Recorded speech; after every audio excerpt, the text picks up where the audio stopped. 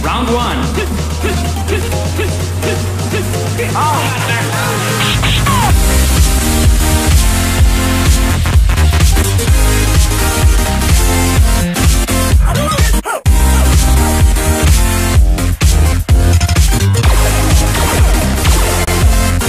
How long is the growing season for your main crops?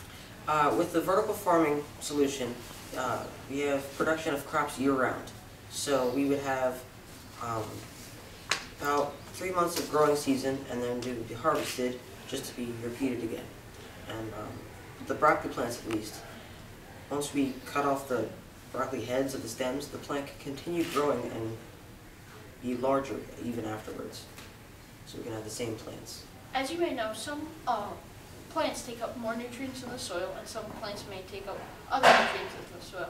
So now a past growings would use different crops each season or so.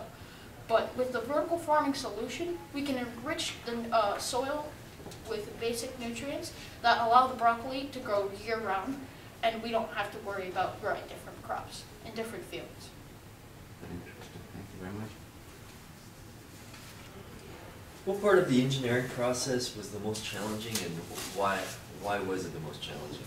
The most challenging aspect, I believe, for the team would be organizing and designing our city. We went through many revisions of the city to get it the way we wanted it.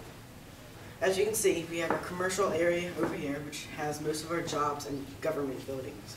We have many parks and recreation locations around the city to keep our citizens entertained and happy. Our residential areas are segregated from the industrial and commercial areas to make sure that they stay quiet and calm. What innovative and futuristic designs are used in your urban farm environment? Can you touch on those again, please?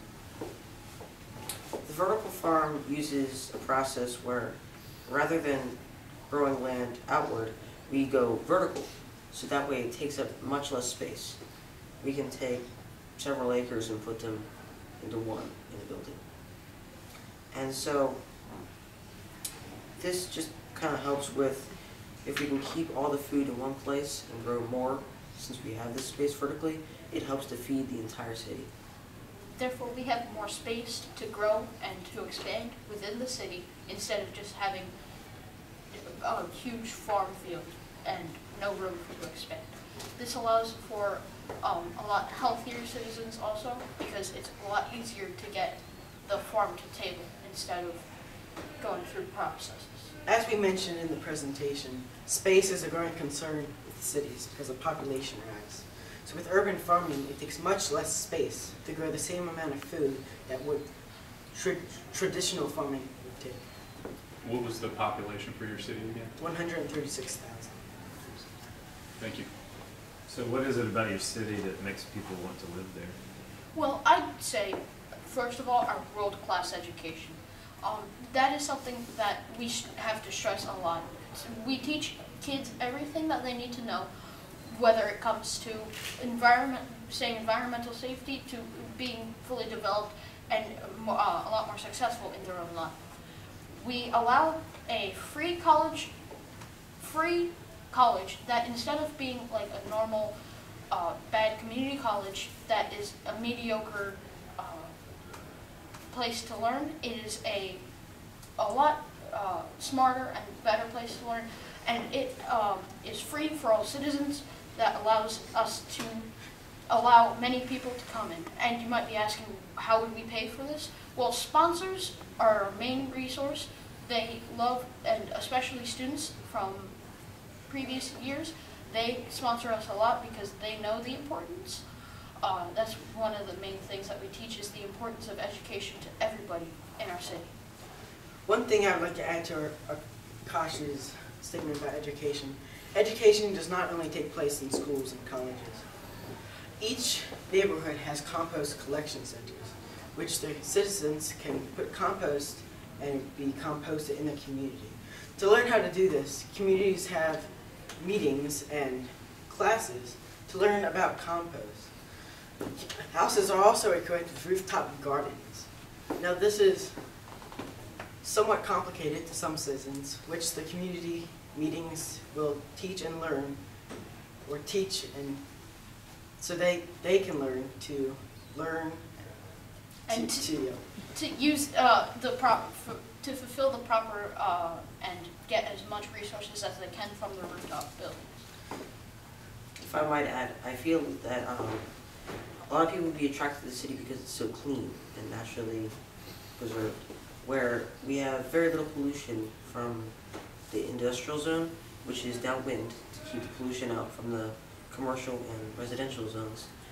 And as well as that, we have that the parks really kind of clean the air up, where if you have a lot of them, it just kind of provides a more healthy environment.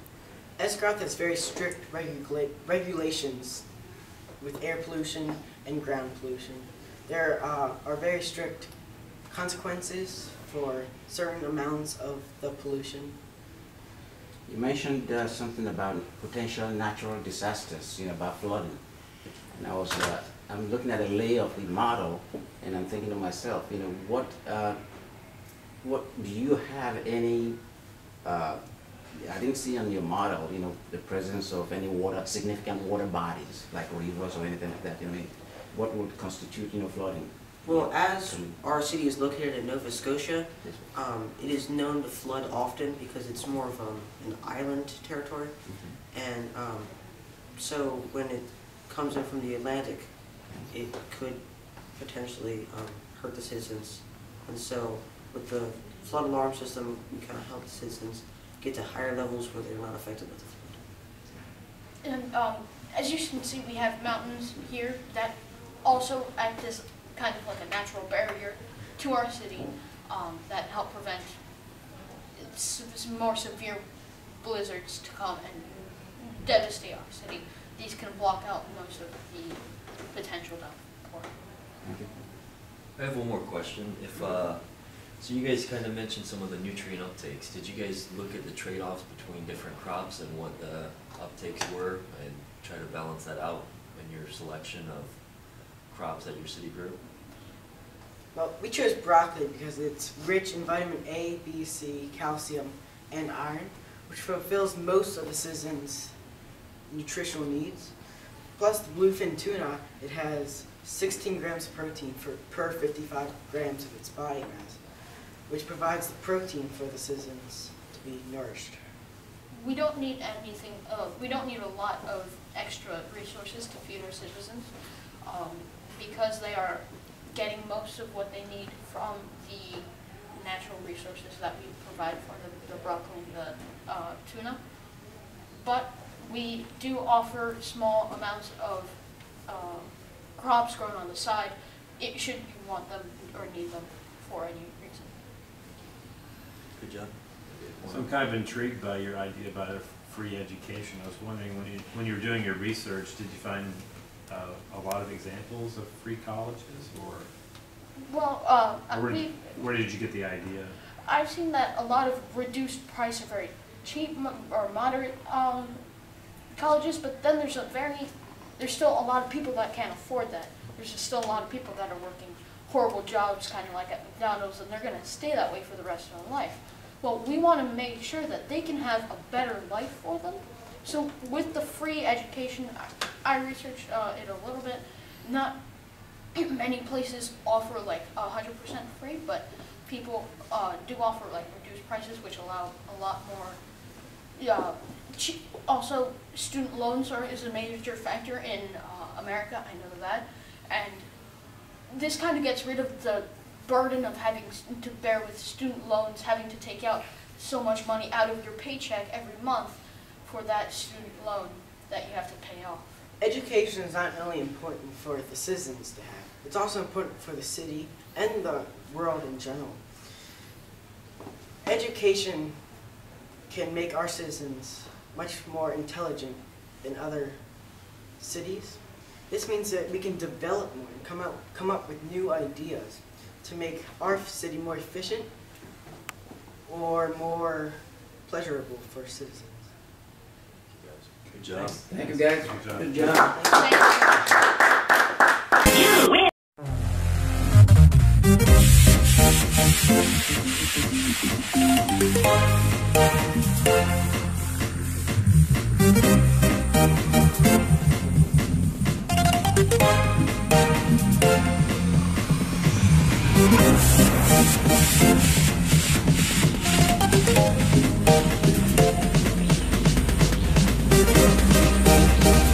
Round one.